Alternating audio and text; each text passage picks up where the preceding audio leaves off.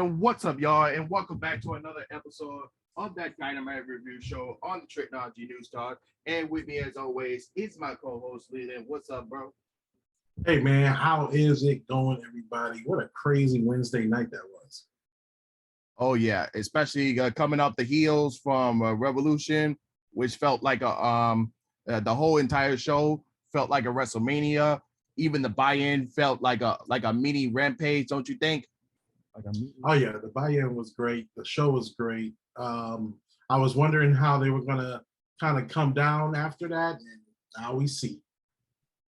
Yeah, it's definitely looking good.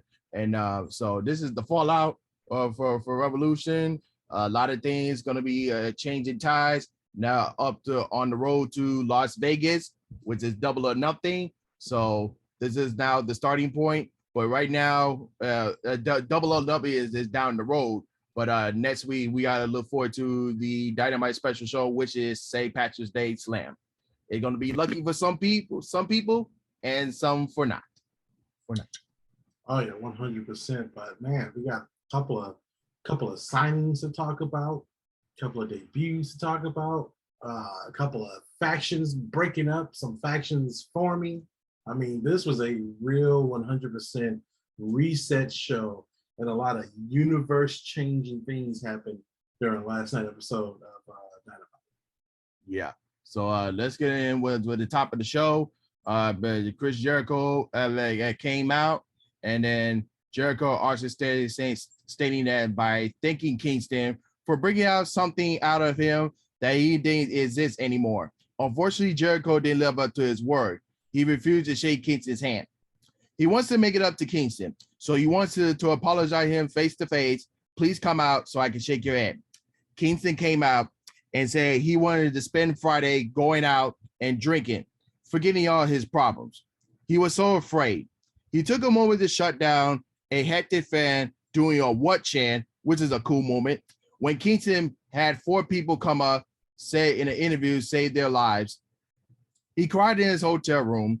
There was no way he was going to miss the pay-per-view. He did the fans proud. That handshake wasn't for Kingston, though. He won the match. He asked Jericho what was missing inside of him that stopped him from living up to his word. What does Kingston have to do to drag out the man that Jericho look up to?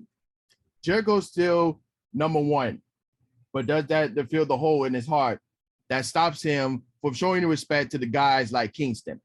Jericho said everything Kingston said was right. He has Jericho undying respect for giving him one of the best matches of his career. Please shake my hand. Kingston obligated that they shake hands, but it was interrupted by 2.0 and Daniel Garcia, who attacked Jericho and Kingston. Santana Ortiz ran out and made the save. Ortiz had Floyd, which is the baseball bat that Chris Jericho calls it. Santana had one of the 2.0 up, allowed Jericho to hit him with the bat, but Jericho instead hit Santana Ortiz. Jake Hager ran out and act surprised, but instead attacked Santana Ortiz as well. Jericho then hit Kingston with the bat for good measure. 2.0 pulled up the timekeeper's table, and Hager powerbombed Kingston through it from the apron, which is a brutal spot. That means he powerbombed from the ring outside to the floor where the table was setting up. Then Jericho grabbed the mic and said, "This is the Jericho Appreciation Society, and that's entertainment." So from that segment alone, we got a new stable and the final nail in the coffin for the end of the Inner Circle. So the Inner Circle is no more. So what are your thoughts on that? So, man, I did not see this coming at all. I don't know if anyone else did, but I certainly did not see this coming. Wow, we have a new faction. Inner Circle is pretty much no more. Jake Hagar just went along with Chris Jericho, and now they're with 2.0, Daniel Garcia. I mean, what the F, man? Like, what happened? Did you see this coming? Was this on anybody's radar? I did not. Yeah, This was not on anybody's radar, and I can't believe, it happened this way. So, I mean, I'm interested to see how this goes. It looks like not Daniel Garcia, but it looks like um, Eddie Kingston and Proud and Powerful is going to form some kind of group themselves, or just at least be in this rivalry with this new JAS, Jericho Appreciation Society. Boy, oh boy, yeah. Like I said, this is the first universe-changing thing of the night, where it's like, oh, the AEW we have known for the last 2 years is like no more now, because now Inner Circle is no more.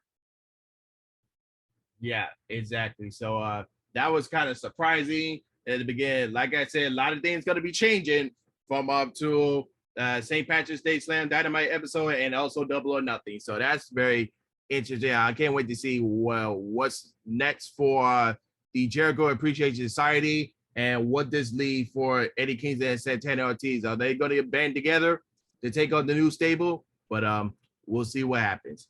So we saw a video package recapping the dark color match between CM Punk and MJF. That was a good brutal showing. So after that, we had a AEW World Championship match. This felt like an open challenge to me. So there was Hangman Adam Page defending against Dante Martin. This was only like 7 seconds. Not 7 seconds, 7 minutes. It felt like 7 seconds. I was like, bro, Dante Martin, how do you get a championship match? So this, like I said, this felt like an open challenge match. So, but once back from commercial, Dante started a comeback, which is a game, the gamer, what would you call it, and a missile drop kick for the 2. He landed a high kick for the apron, followed by an over moonsault. But Page countered another drop kick into a power ground for a 2. Page went for the butt shot, but Dante recovered and then had a rapid fire counter exchange before Page hit the butt shot for the win, for the quick win. After the match, Tony Schiavone asked Page about his match against Adam Cole. Page then instead invited Dante back into the ring, congratulated him for making it all the way to a world title match. Should you make it back here, I'll be glad to do it again. But then Adam Cole interrupted. He said at Revolution, he took Page to his absolute limit. But it was a fluke victory. Next week, Cole's challenging Page to a 6-man tag team match, and Cole's partners knew Page very well, and they are his friends, not Page. Cole will not stop until he gets what he wants, and that's the AEW World title. So, could we see a rematch at Double or Nothing between Page and Cole? It looks like it's going to be that way. It looks like this rivalry is not over yet, and they're going to stay with Cole and Page for that championship run. And I think what they did with Dante Martin on this one was just to give him like that closure to his singles run, that he's been busting his butt in the singles competition, his record supported, but now he's about to get ready to get back into the tag team swing of things with his brother. And this was the closure to his singles run. So I think that's why they gave him. And I was wondering, there was a lot of championship matches last night. And I was wondering why it was so many championship matches, right after a pay-per-view. That didn't make too much sense. But I think for this one, I can't explain the other ones, but for this one, I think it was just to give closure to Dante Martin's singles career or singles path for now. Yeah, because he's been on his own since his brother was on the injury list, but now that he's back now. So I think this will give us a chance for the Bros brothers to be still a tag team, but to show out their singles run as well. So Dante showed his tonight, so he'll be back in discussion. Maybe not in the world title picture for right now. Maybe for a TNT championship, maybe. So we'll see how you do in the rankings. So for months to come. But other than that, during the commercial break, Tony Khan posted on Twitter that Pac versus Wheeler Yuta was added to tonight's card as a standby because Page and Dante didn't go very long. So that will happen later on tonight. So then we got the tag team match with the 2-man power trip. Bryan Danielson and John Moxley with Regal as their manager against the Horsemen, JD Drake and Anthony Henry. So in the last moments of the match, Drake landed a hard corpse and slapped Moxley, who returned the favor and hit a rebound lariat. Moxley completely whiffed at a total and then hit a Paragon shift on Henry as Daniel tags in and hit the bazooka knee on Drake. Danielson then kicked Drake's head into and then applied the belt lock for the submission as Regal looked excuse me, Regal on looked proudly. And then after the match, Tony Schiavone welcomed Regal to AEW. Regal said, "Time flies. He has lived a hard life. He's not long for this world. Too many empty bottles. He was out here to do is thank Schiavone. He helped Regal in many ways that he can imagine. Enough being nice. Regal's no longer required in his old job. He has completely checked out of the industry until someone told him Danielson mentioned him on Dynamite. Then he found out Danielson will fight Moxley. The only reason you know the name Regal is because it's a Danielson. What Regal can do is make someone who wants to work hard and a better professional wrestler. Regal said Danielson is the wrestler he should have been. He is the perfect wrestler. They have trained for hours and hours each day for months. Danielson became the person Regal could never have been if he doesn't have the problems Regal had. Then he met Moxley. The problems they share each other will make a devil cry. After the match on Sunday, Regal thought, what better combination than the perfect wrestler and the one who would make things further for anyone else. To anyone who steps in the ring with them, you won't like the outcome and you will get stepped on. So, what do you think of the new tag team and also Regal as their manager? First off, great recap, Trico. I felt like I was watching the damn show just now. Holy cow. Yeah. No, this promo was great from Regal. First off, how great is it to see William Regal on AEW TV? Isn't that wild? Yeah, but my thoughts is that I know Tony Khan said that that he said he would get complete he would also have complete control of ROH, but I feel like he needs some help. It don't mind giving put Regal in there so that we can get that old glorious NXT back in the day that we used to have. Jesus Christ. If he puts William Regal in charge of ROH, I mean, man, oh man, the NXT crowd who are still loyal to the NXT 2.0, who love the black and gold brand, they're going to have to flock over and take a look. I mean, it's just going to happen because, I mean, Regal was responsible for some of the best years of NXT. So, I mean, hey, we were there in 2018 and 2000, when he was in charge, and that's when Ricochet came in. That's when Robert Roode had a run. That's when Shinsuke had a run and Finn had a run. I mean, like, great times in NXT during William Regal year. So I think it's very interesting to see where they go. But last night, I just couldn't stop believing that William Regal was on Dynamite. Like, that was just like a year ago. If anyone would have said William Regal is going to be on Dynamite, we'll say that's ridiculous. You wouldn't believe that William Regal would be on Dynamite. But great promo. He got choked up. Tony Schiavone tweeted about it today. The team looked great in the ring. They both was hitting hard. Even the other team was hitting hard. So if those are the type of matches that we're going to be, watching with this team in the ring and these hard-hitting matches, put FTR in there, please, tomorrow. I need to see an FTR versus whatever this new team is with Bryan Danielson and John Moxley and William Regal. Yeah, that's gonna be very interesting to see how this team is gonna go. But I'm very excited for it. But moving on, the Dark Order were backstage and they was asked about their relationship with Adam Page. Page then walk up and apologizing for shoving them. Silver then asked, who would you team up against with Page next week? But Page ran in and told them he already has Jungle Boy and Luchasaurus on their minds as their partners for the upcoming trios match. Who said that they wanted a piece of the Young Bucks next week.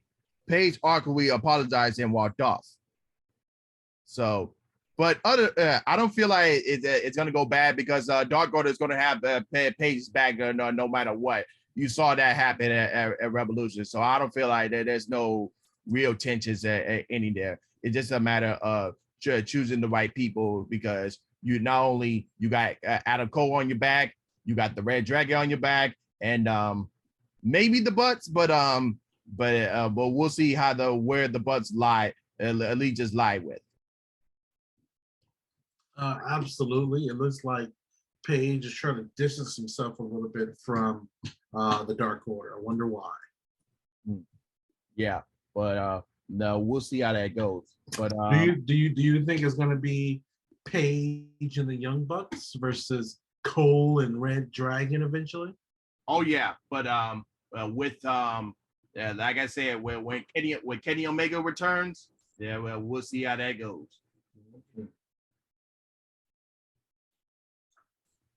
Yeah, Kenny Omega is going to be a game changer when he comes back.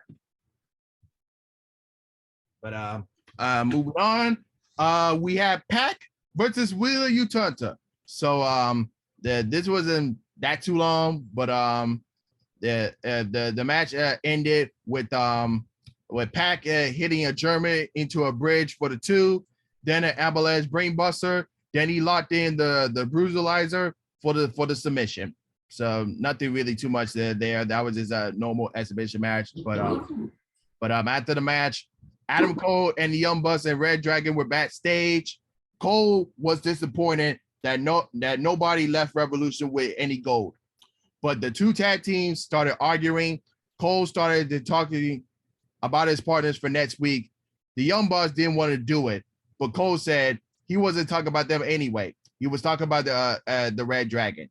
So that kind of hits right there for the Young Bucks to go off and then just wait for Kenny Omega and then have the Elite versus the Undisputed Era. The Undisputed Era. Or him and the Bucks get back together for a second. Because I think they kind of did some foreshadowing for that. I think it was on BTU. The vest that the Page is wearing looks like Bucks attire. So I think that's where we're gonna go. Maybe, maybe we'll see. But definitely looking forward to kind of seeing how this grows. And I think Adam Page needs a little bit of more oomph on his championship reign. And if it's a Young Bucks face turn, anything like that can kind of help the story up, I think I'll accept it. Yeah, it's gonna be very interesting how that goes. But moving on, FTR and Tony Butcher were asked about their next move. Dad said professional wrestling is one of his first love. He was looking at the Young Bucks and Red Dragon nets so he could look his daughter in the eye. Tully cuts him off and said they're losing their focus and they should be going at the championships. That's it, and Tully got in each other's faces, but then Cass cut Tully off and then fired him. Didn't see this coming either. So, does that mean we're getting a split from the Pinnacle as well? A split from the Pinnacle? I think the Pinnacle is done. You can't have the Pinnacle with just Shawn Spears and MJF. Yeah, but we'll see what's next for FTR, and then also for Tony Butcher as well. What's next? You said what? We'll have to see what's next for FTR and Tony Butcher going their separate ways. Yeah, because I mean, like, Tony's been kind of AEW stay, like reliable. Like, he's been around for a minute, So it's kind of like weird to kind of see him not there. I wonder if now that he's fired, does he have opportunity to manage somebody else? I don't know, but we'll see. What if he brings in someone else to manage and to go against FTR? I mean, that could be a huge possibility. What if what was my dude's name? AOP. I miss Authors of Pain. Any Authors of Pain fans out there? I like Authors of Pain. Yeah, that could be another option, but well, we'll see how that goes. But moving on, the AHFO emergency board meeting. Matt Hardy was heated right away, but Andrade wasn't having it. Matt said every time he puts on the suit, he transforms into an asshole. And then Andrade knows all about that. Andrade said to put it into a vote, but Matt surely admitted that Private Party would never vote him out. Private Party voted to keep him, but then turned the thumbs down, turned to a thumbs down when it was back was turned. Andrade said, in this business, you always need to watch your back. Then the rest of the HFO all attacked Matt Hardy. Darby Allin's music came out. He and Sting emerged. Then they got attacked by the, or should I say, AHO, not HFO. So it's weird to me, but they were outnumbered. They was outnumbered by the numbers game, and then that familiar music played.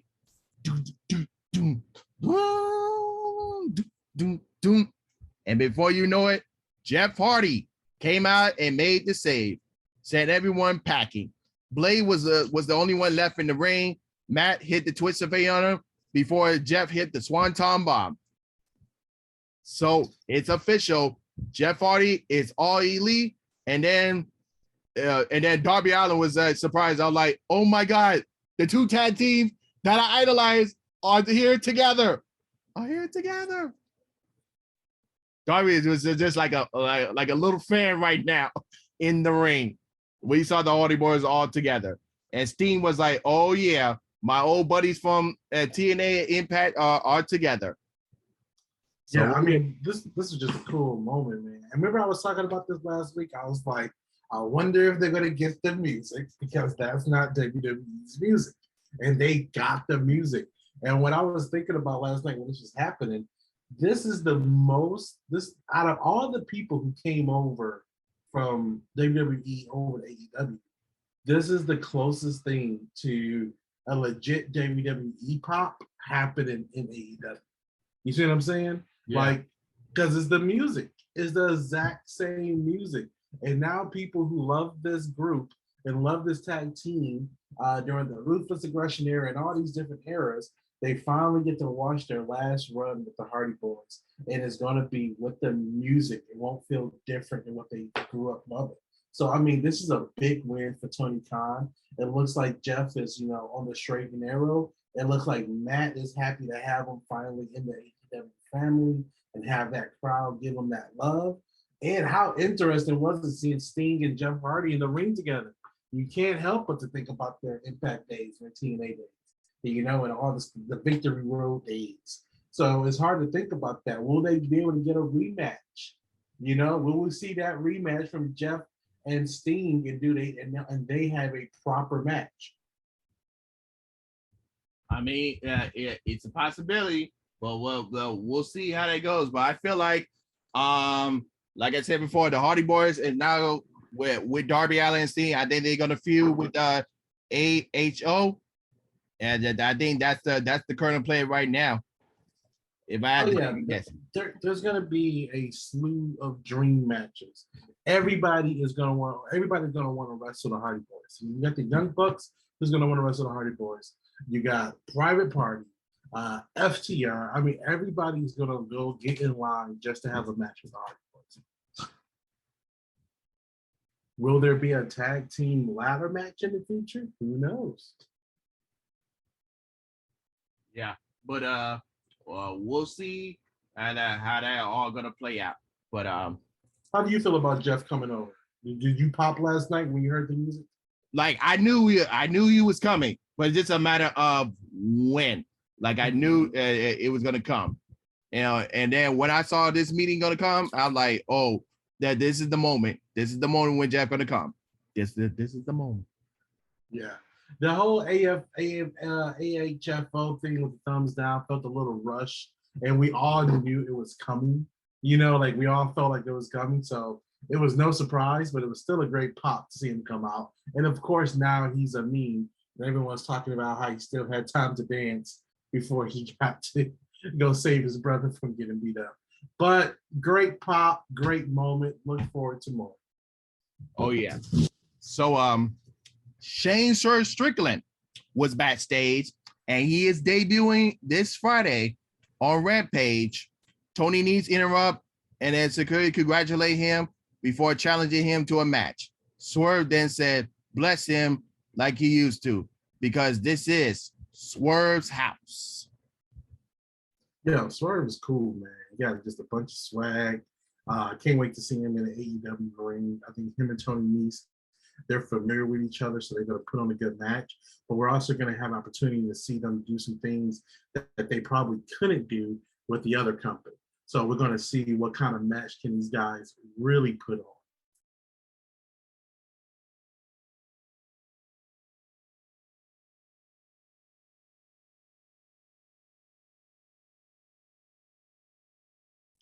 But I think the coolest thing about Swerve is that he has a whole new playground of competitors in AEW. He has a whole new roster to play with and a whole new attitude, So, hey, did you see the story about, dang, what was my man's name that was in Top Dollar?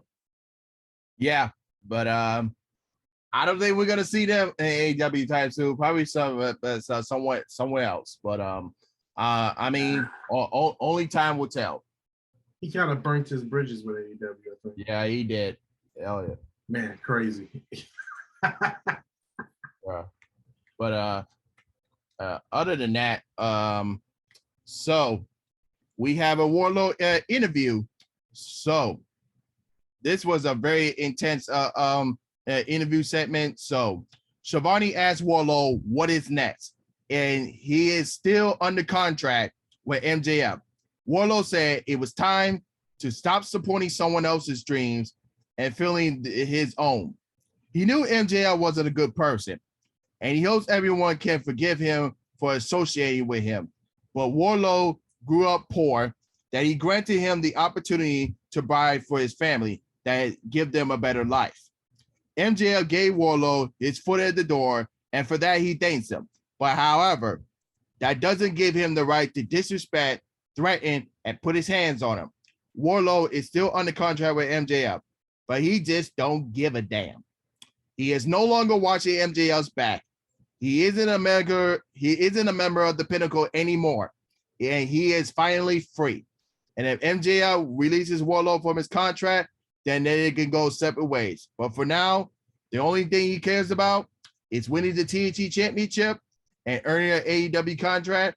As of right now, AEW is officially Warlord's world. So this brings up a lot of questions going into next week's Dynamite St. Patrick's Day Slam show. We already know Warlord is getting the whoever faced the winner of the main event, whoever becomes the champion. We already know he's getting the title match. But the question is, where does MJF comes in? Is he gonna score Warlord out of the TNT title match, or is Warlord's gonna win the championship, or is MJF say, "Oh, remember that with comment? He said, "Oh, I'm gonna let you win the TNT and let you keep it." But well, like, where do you see MJF coming in between this? Because I feel like I already know down the road we're gonna get an MJF versus Warlord at Double or Nothing. No matter where this goes, that's where the direction they're heading into. But what do you see next week? Could we see a new champion in Warlord, or do you see MJF screwing Warlord out of the TNT Championship? 100% screwing, because AEW is not in the business of doing these quick title turnarounds. I mean, even Sammy had it for a minute. If you take away, if you look at everything, he has been the champ for a second. But the thing is, I think we're kind of getting into some Vince Russo territory. I think we might have a contract on a pole type kind of match with Warlord and MJF. That's kind of how I see it kind of being set up right now. So I'm interested to see kind of where they take this storyline.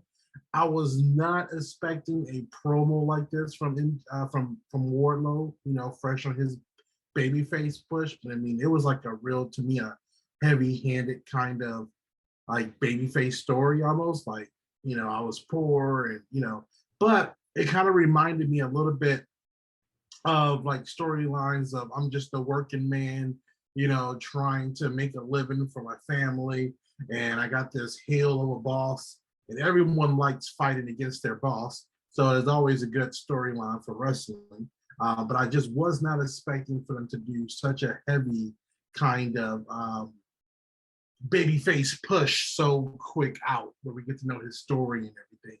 I thought Sean Spears might come out first and interrupt him and tell him how he's doing wrong and things like that. So we already got the Wardlow World t-shirts out. The crowd is starting to give him the Goldberg kind of chant with the Wardlow. So I mean, he has the opportunity to be AEW's Dave Bautista. He has the opportunity to be a lot of big things in his company. So yeah, they look like they're strapping the rocket ship to the guy and pushing him. It's funny you mentioned the Batista part, because in some sort of way, if they do the MJF versus Warlord match, it kind of reminds me of the Triple H versus Batista rivalry when it was the end of Evolution.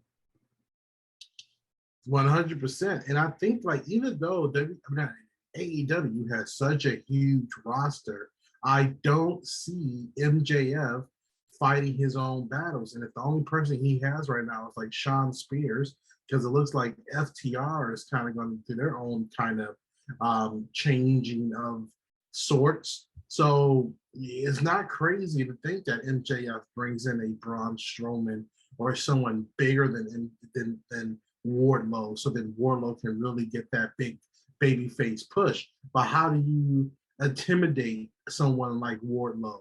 It has to be as someone that's bigger and stronger than Wardlow. Yeah. So yeah, but it's gonna be interesting. I can't wait to see what happened next week. And yeah, if it's Wardlow's time to be TT champion, we'll see next week, folks. But moving on, Keith Lee and QT Marshall were backstage. QT welcomed Keith Lee to AEW, and he said that he noticed Lee has an issue with Ricky Starks and Powerhouse Hobbs. He let Lee know that he and the factory will have his back. Lee said, "I have a very large back. I'm good." So yeah, he know you don't want to go your team with QT Marshall, but you got these guys butt whooped by Hook. But even though in the fans' eyes, they still make him they think he's a baby face. So I think Hook is kind of a tweener a bit, because even though Taz is his father and he's still under Team Taz, but at times when he's by himself, they make him think he looks like the tweener, and everybody cheers like he's the baby face. So I see why they had a little tweets there in that promo. But what's next what do you think is next for Keith Lee and QT Marshall? I think they might have a little bit of a rivalry, or they might have a couple of matches. I've seen a couple of reports online where people are saying that AEW is already misusing Keith Lee.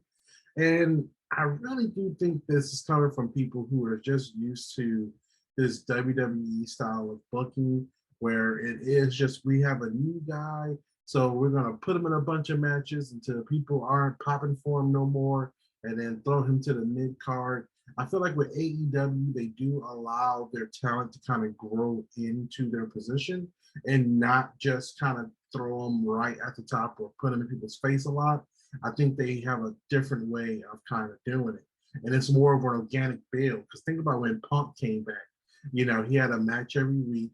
And you got a chance to see him kind of grow with the AEW audience. It didn't, force them in our face. So, well, I guess they did. They had a promo. But that's CM Punk.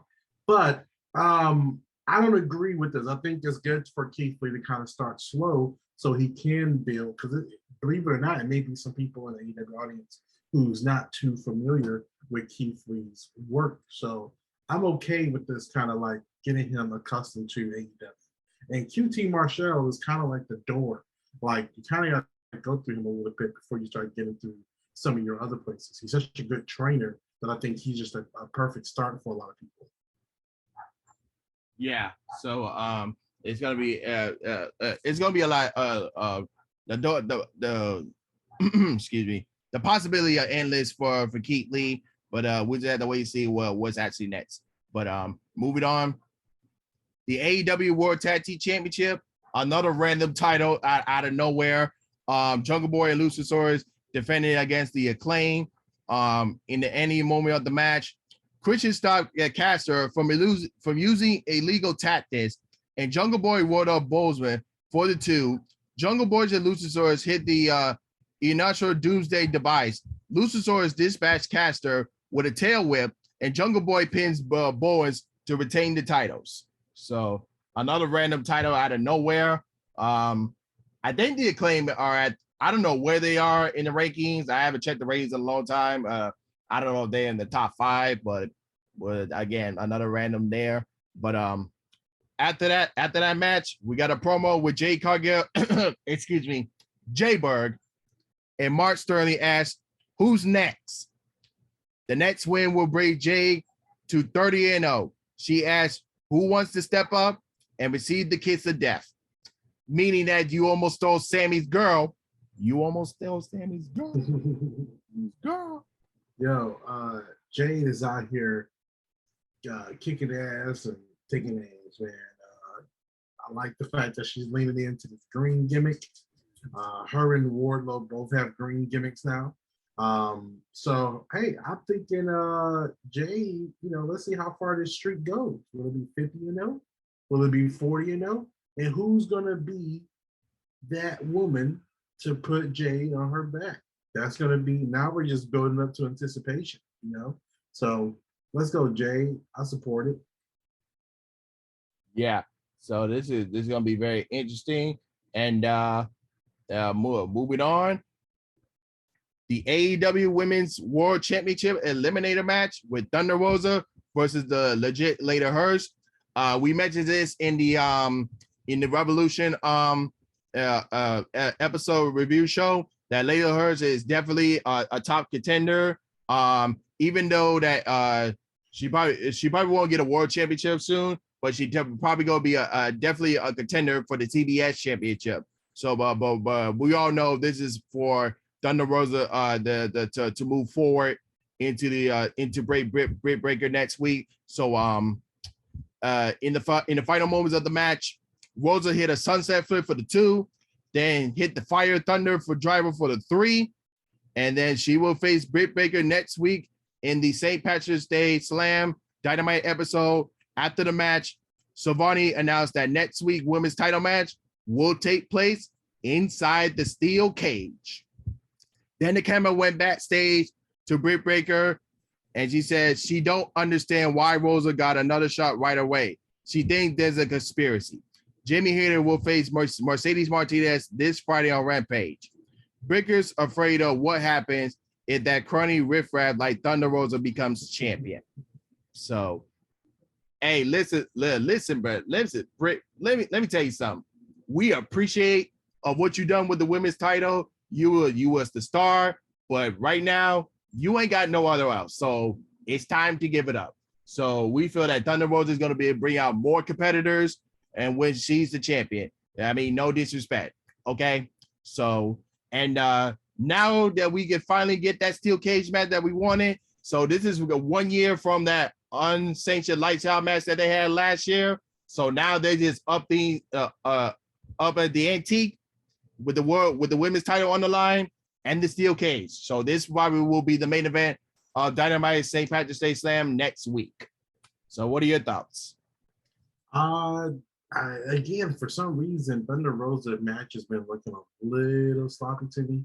Not sure what's going on there. I'm not sure if she's moving faster than her competitors or it's just been the competitors. But last night was no different, like a little sloppy to me. But I agree. There is no one else really for Thunder, not for Thunder, but for Britt Baker to compete with at this point. She kind of did a great job clearing out the division. And just like she did when she held the belt, during the pandemic, and we all thanked her for, doing such a good job during that. It's time for Britt Baker to kind of get that same thank you, and we continue to move forward. But yeah, I think Thunder Rosa is definitely the next in line to get this belt.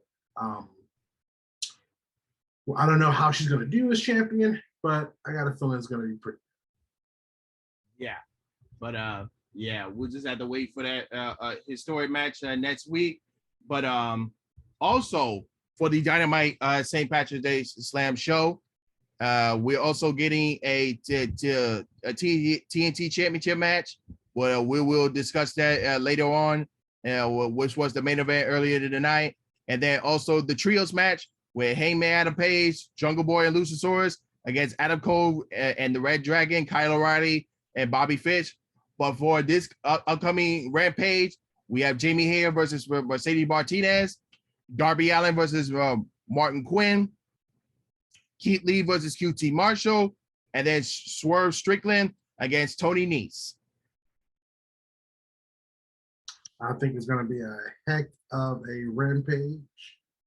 I think I'm looking forward to the Strange Strickland match and the Tony Nese match. I think those two matches. I think that one match is going to kind of steal the show for me, but that's what I'm looking forward to.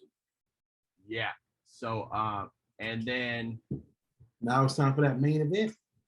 The TNT Championship match with Scorpio Sky versus Sammy Guevara. And then in the final moments, Sky went for the TKO. Guevara hit the thrust kick, then the GTH, but Sky rolled up underneath the ropes. Guevara went for the shooting star press, but Sky got his knees up. Van Jet attacked Conti from behind as she argued with Paige, with Ethan Page. Guevara was distracted by the attack, allowing Sky to hit the TKO for the win and win the championship. But early on in the match, Guevara hit a bad landing in the table, which almost led the referee to take him out. But he wanted, as a fighting champion, he wanted to finish the match. So that's what kind of led into Scorpio Sky winning the championship. And then, of course, you had the another rivalry with Ty Conti and Paige Van Zant there. So that's a rivalry there. And so Scorpio Sky will be defending next week the TNT Championship against the Face of the Revolution winner, Warlord, for the St. Patrick's Day Slam Dynamite show next week. So, and then after the match, Sky attacked Guevara with the belt, and then Van Zant planted Conti on top of her boyfriend. Van Zant signed the AEW contract, and American Top Team poses to close the show. So, do you think Scorpio Sky is going to be a transitional champion next week? No, I think MJF might interfere, or Sean Spear might do something, or something's going to happen where Wardlow loses his title shot, or it wasn't worth a damn. I think we're going to keep pushing this thing, but I think Scorpio, like I said, they don't do those quick turnarounds, or at least they haven't done those quick turnaround championships in the past. I don't see why they will start now. But I do enjoy. So the moment this match started, I can tell something was a little different. And I even told my wife, I said, Sammy's dropping the belt. I can tell. I can just feel it. It wasn't the same. And he dropped the belt. And I'm happy to have Scorpio Sky. First off, he's the first African-American TNT champion. He's the first man to have the tag team championship belt and the TNT championship belt in AEW. So, I mean, he's already breaking records, not just because of his color, but just because of his accolades inside this company. And I think this was kind of overdue because he won the Face of the Revolution match last year. So now he's finally the TNT champion. I don't think they're going to, I think the American Top Team has enough backup to make sure that Scorpio Sky holds on to that title. Yeah. And not only that, but Wardlow has enemies in MJF and Shawn Spears. Yeah, most definitely. But we'll have to wait and see what happens. Not only that this coming Rampage, but also next week's Dynamite. What's gonna happen between there. But also, real quick, how much better of a competitor is Ty Conte for Paige VanZant than Brandy Rhodes? Oh, and just the background between those two. Exactly. You know, they're my both, dream. they're both legit fighters. Yeah, you know, it'll be my dream match with Ty Conti and Paige VanZant in the what's it, in the Lion's Den. The Lions. Okay. Yeah. Yeah, I think having them be able to kind of do. I think it's going to be interesting to see them go at it. But I thought about that last night. I said, man, what a better competitor than Brandy. No offense to Brandy, I think she's great, but she is not the strongest wrestler. But Ty, I feel like has a lot of just other background, experience she can pull from. And Paige is just a legit badass. So I think this is going to be a very interesting rivalry going forward, and to see how it goes. And congratulations to Scorpio Sky. The only out of all these championship matches, he was the only one to actually make a difference in the AEW title thing. But man, this was a crazy episode. A lot of new beginnings, a lot of endings to chapters, a lot of stories continuing on. This was a jam-packed show, and I'm always amazed that they can get so much content in a 2-hour show. Yeah, but it's gonna be very interesting. I can't wait for that. But other than that, anything else you want to add? Man, we are ramping up to get ready to shoot Empathy. Also, guys, I've been looking at our views and everything. Thanks for the solid 40 that listened to us. Thanks to everyone who supports it. Make sure you like it. Make sure you subscribe if you like this show. Let your other wrestling friends know. And then also let us know how we can get better. What can we do to make it better? We got WWE 2K22 coming out. A lot of people already have it. Some people are getting it tomorrow, like myself. And then I'm pretty sure me and Trico can do a review on that, and maybe we can even do a Twitch or do a live play or something like that and show off some of our matches. But thank you guys for listening to the show. We definitely appreciate it. Yeah, thank y'all for that, all your support there. And other than that, he is Leland and I'm Trico, and we're signing off. Peace.